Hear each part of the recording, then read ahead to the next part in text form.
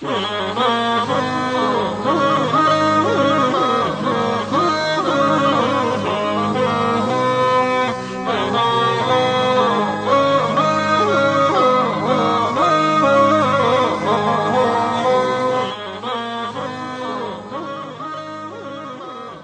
هاك الحين معاشنا مغارم 120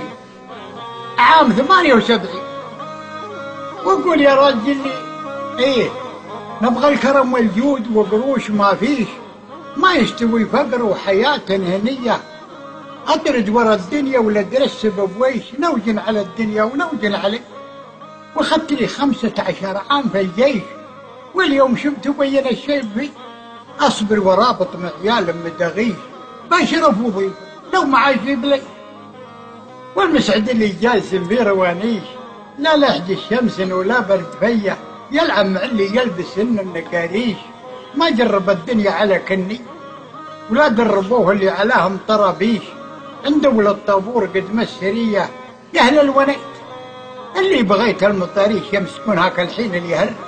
يا أهل الونيت اللي بغيت المطاريش الله عليكم وقفوا لي شوي، والمركز اللي قدمنا فيه التفتيش خلوني اخذ صورة التابعي، مروا علي لي سرحت وما غابيش عنه بني عمي على الشبرمي،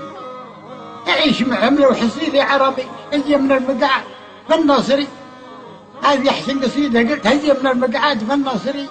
شدوا لي وقت المطر بر الشاريش، تنحروا كبشان ومنظري، الدير اللي نبتها فرماني في مرود يوم الحياة الطريق، هذه اعتبرها احسن قصيدة.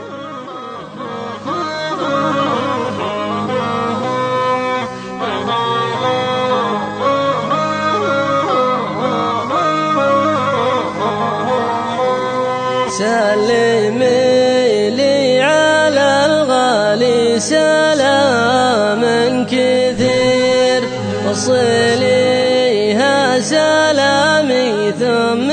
قولي لها، سلمي لي عليها عد زول يسير، قد ما هلت المزناها مالي لها.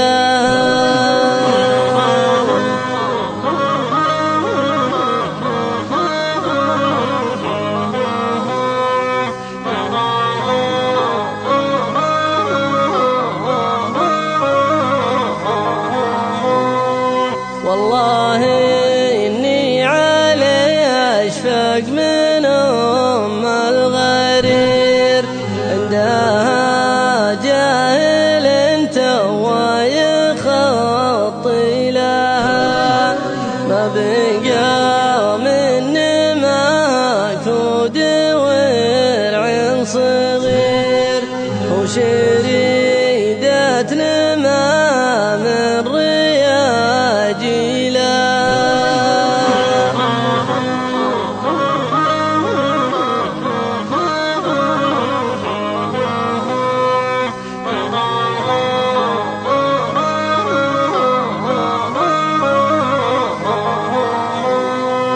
كل ما شافته في بيتها يستدير، صفقت له وقام الورع يومي لها، عرضت ما عليها كودم للقصير، والردايف من الأسلاب يا ويلها.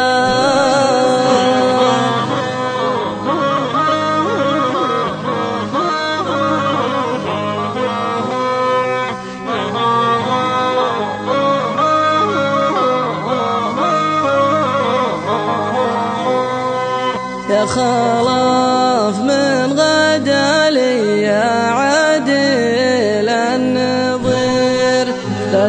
تطالعها لأن ما تفيجي لها، لا تصدق بهالدنيا الغضي ما يصير، العلوم الردية واشتوالي لها.